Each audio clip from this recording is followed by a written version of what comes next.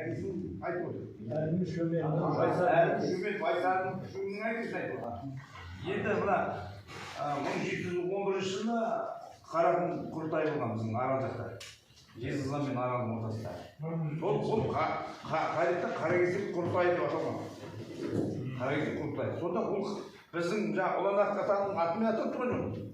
Анау жаңағы бүкіл әлінің балдары жаңағы. Оның шөмекте де керек, Төртқарада керек. Шөмекей, бәрін керек.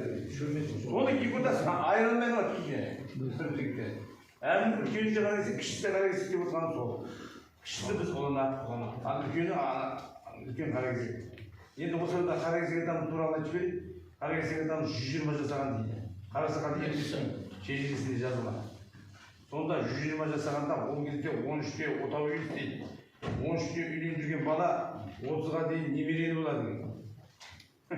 Сонда ол 6-7 ұрпағына дейін көрген адам. Сонда айтып кеттім ғой, мына үй Қаракесектің үйінде тәрбие беріп жүрді. Содан біз Қаракесек атағын алып қалдық. Оның мына әлінің балдары бәрі біледі. Оны байылдар біледі. Адайлар бізді әлін Қаракесек десе төле шығады. Сол мен түсінікті болды деп айтып